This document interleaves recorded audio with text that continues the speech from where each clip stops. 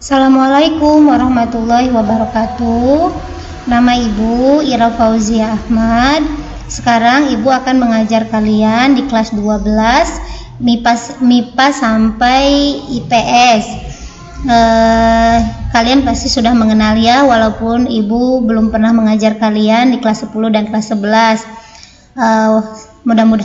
Mudah-mudahan kalian walaupun tetap belajar di rumah tetap semangat ya, jangan banyak mengeluh. Nikmatin saja kondisi saat ini.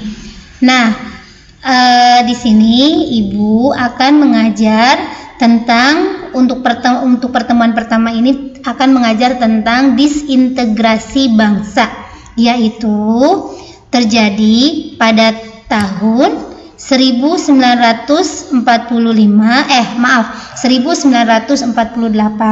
sampai 1965. Di sini disintegrasi ini terjadi setelah bangsa Indonesia mengalami kemerdekaan, di mana banyak sekali permasalahan-permasalahan yang terjadi di negara ini, baik itu permasalahan secara intern maupun permasalahan ekstern. Permasalahan ekstern itu mungkin kalian sudah belajar di kelas 11, yaitu di mana walaupun negara kita sudah merdeka, tetapi peran Hindia Belanda atau penjajah masih saja ikut campur di dalam pemerintahan Indonesia, karena pada saat itu negara kita masih berbentuk federal atau RIS, Republik Indonesia Serikat. Nah, dengan adanya permasalahan-permasalahan ini, permasalahan eksternal tersebut itu memicu terhadap permasalahan internal. Nah, permasalahan internalnya diantaranya adanya permasalahan secara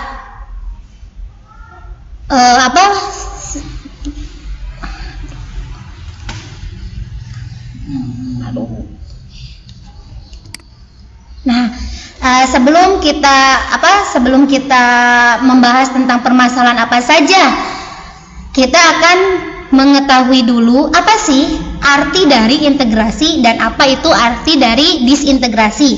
Nah, menurut Kamus Bahasa Indonesia, bahwa integrasi adalah pembauran hingga menjadi kesatuan utuh dan bulat. Dan menurut William H.W., integrasi yaitu pernyataan bangsa atau suku berbeda dari satu masyarakat menjadi satu kesatuan yang utuh untuk menjadi satu bangsa. Kita lihat di sini bahwa negara kita ini memiliki semboyan yaitu Bhinneka Tunggal Ika. Walaupun berbeda-beda tetapi tetap satu jua, di mana kita memiliki perbedaan ras, perbedaan suku, perbedaan bahasa, perbedaan warna kulit, perbedaan banyak sekali perbedaan agama juga kita banyak sekali. Nah, di sini otomatis banyak sekali permasalahan-permasalahannya. Tetapi perbedaan-perbedaan itu bukan dijadikan sebagai suatu masalah, tetapi dengan adanya semboyan tersebut kita harus dijadikannya sebuah pedoman atau sebuah kekuatan agar kita tetap bersatu. Nah, integrasi nasional atau bangsa adalah usaha atau proses mempersatukan perbedaan-perbedaan dalam suatu negara berdasarkan suku, ras, bahasa, kebudayaan yang mempunyai tujuan yang sama sehingga mencapai suatu keserasian dan keselarasan nasional. Nah, ini adalah pengertian integrasi nasional. Nah, apa sih yang menjadi faktor pendorong integrasi nasional itu? Kita sudah mengetahui apa itu arti integrasi, yaitu adanya keinginan untuk bersatu, untuk bersama walaupun berbeda. Banyak sekali perbedaan-perbedaan yang ada di negara kita. Nah, ada juga faktor-faktor pendorong yang menjadikan negara kita ingin adanya sebuah persatuan dan kesatuan. Yang pertama adalah perasaan senasib dan mempunyai tujuan yang sama. Apa sih perasaan senasibnya? Nah, negara kita sudah lama sekali dijajah oleh bangsa Eropa, terutama Belanda ya. Kurang lebih berapa tahun ya? Yaitu ya betul 350 tahun atau 3,5 abad. Bayangkan dengan adanya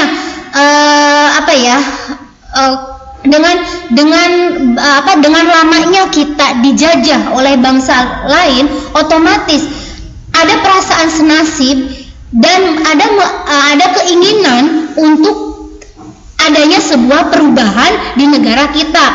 Kita lihat saja perpecahan di setiap daerah. Ada pertikaian di Maluku, ada pertikaian di Bali, ada pertikaian di Medan, dan banyak sekali hal-hal yang menjadikan negara kita ini terpecah belah. Tetapi karena adanya keinginan untuk bersatu, maka perasaan-perasaan tersebut dijadikan sebuah pendorong untuk rakyat Indonesia adanya keinginan berintegrasi. Yang kedua, persamaan nasib dalam sejarah. Tadi yang Ibu jelaskan di poin pertama, yaitu negara kita sebelum abad ke-20, negara kita itu yang membuat rakyat ini tidak bersatu karena mereka kurang adanya persatuan dan kesatuan. Mereka melakukan sebuah perlawanan terhadap bangsa penjajah itu, yaitu sesuai dengan daerah masing-masing, seperti Pangeran Diponegoro, lalu apalagi Thomas Matulesi, lalu siapa lagi, Imam Bonjol dan lain sebagainya. Nah, itu yang menjadikan mereka kurangnya adanya persatuan dan kesatuan dan lebih condong terhadap daerahnya masing-masing. Tetapi setelah abad ke-20, ketika negara kita sudah mulai melek dalam dalam pendidikan dan lain sebagainya, adanya rasa keinginan untuk bersatu melawan penjajah. Yang ketiga adalah keinginan untuk bersatu.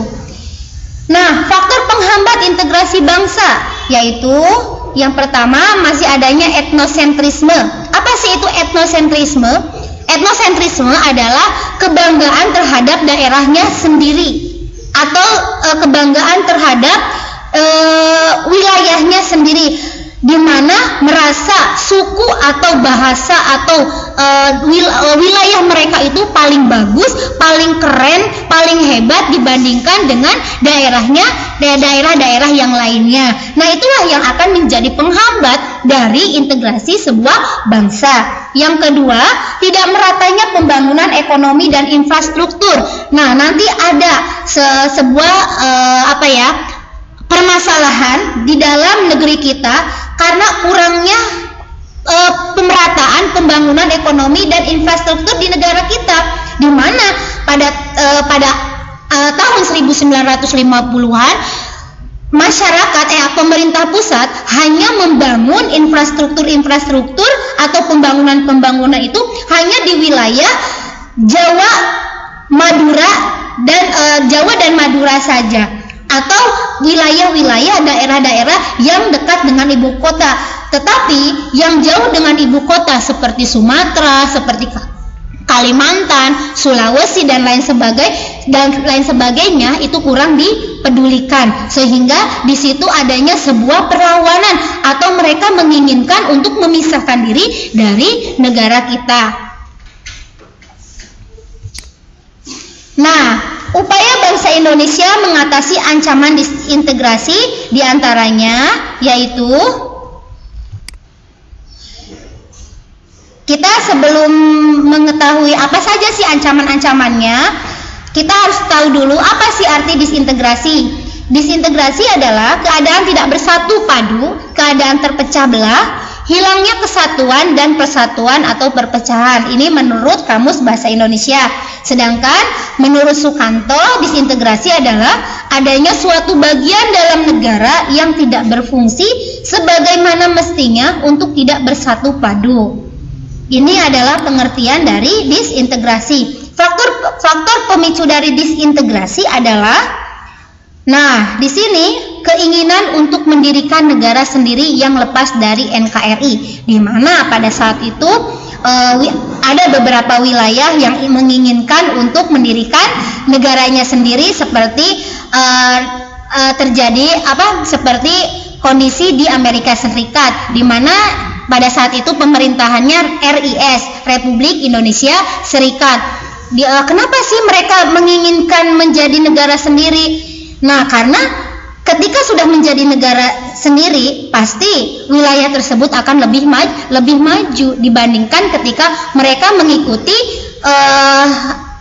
atau mereka berada di negara orang lain. Sehingga pada masa RIS atau pada masa Soekarno, setelah kemerdekaan, banyak sekali permasalahan-permasalahan yang memicu wilayah-wilayah itu ingin mendirikan negara sendiri. Di antaranya adalah wilayah timur, ya, seperti daerah Sulawesi, Maluku dan lain sebagainya. Yang kedua, permasalahan yang memicu disintegrasi adalah mempertahankan bentuk negara federal. Yang ketiga adalah keengganan APRIS di negara bagian bergabung dengan TNI. APRIS, apa itu APRIS? APRIS adalah Angkatan Perang Republik Indonesia Serikat, di mana mereka adalah para tentara-tentara yang berasal dari tentara-tentara Belanda. Mereka tidak mau bergabung dengan TNI, ya, sehingga di situ adanya sebuah perlawanan. Contoh bentuknya adalah Andi Ajis, perlawanan Andi Ajis. Nah, perjuangan menghadapi disintegrasi bangsa. Nah, di sini Ibu akan memberitahukan terlebih dahulu, tetapi untuk pembahasannya kita akan dibahas atau dijelaskan di pertemuan kedua. Nah, ini adalah bentuk-bentuk disintegrasi bangsa pada tahun 1946 sampai 1948. Di antaranya adalah separatisme yang berkaitan dengan ideologi. Ini adalah permasalahan yang berkaitan dengan ideologi yang pernah terjadi di Indonesia. Yang pertama, ada pemberontakan PKI Madiun, yaitu tahun 1948. Ada pemberontakan DITII, yaitu Darul Islam atau Tentara Islam Indonesia. Ini terjadi banyak di beberapa daerah, di antaranya Jawa Barat, ada Aceh, ya, ada Sulawesi dan lain sebagainya. Ini di Jawa Barat didalangi oleh Kartosuwiryo, di mana Kartosuwiryo menginginkan negara kita ingin berbasis Islam. Yang ketiga, ini mungkin sudah banyak kalian sudah sering mendengar kata-kata G30 SPKI, walaupun sampai saat ini siapa dalang dari kejadian tersebut masih banyak dipertanyakan. Nah, ini G30 SPKI ini terjadi pada tahun 1965. Nah, ini adalah bentuk separatisme yang berkaitan dengan ideologi, di mana pemberontakan ini ingin mengubah bentuk ideologi Pancasila ke ideologi yang lainnya. Yang kedua adalah disintegrasi yang berkaitan dengan kepentingan. Ini adalah pemberontakan APRA, Angkatan Perang Ratu Adil. Yang kedua, ini pemberontakan APRA ini dipicu atau diketuai oleh WS oleh Westerling. Yang kedua adalah pemberontakan Andi Aziz, ya. Yang ketiga adalah pemberontakan RMS. Nah, yang ketiga ada lagi disintegrasi yang berkaitan dengan pemerintahan. Di antaranya adalah pemberontakan PRRI atau Pemerintahan Revolusioner Republik Indonesia, pemberontakan Permesta yaitu Perjuangan Rakyat Semesta, dan persoalan negara federal atau BFO. Nah, di antara ketiga ini semuanya berkaitan karena merasa wilayah-wilayah mereka ini kurang kurang diperhatikan oleh pemerintahan pusat, dan pemerintah hanya fokus terhadap infrastruktur yang ada di wilayah Jawa saja, sedangkan wilayah-wilayah lain itu kurang diperhatikan. Nah, mungkin untuk pertemuan pertama ini Ibu cukupkan sampai sekian. Nanti untuk tugasnya langsung saja Ibu kirim lewat Telegram. Wassalamualaikum warahmatullahi wabarakatuh. Kira kita ada gambar.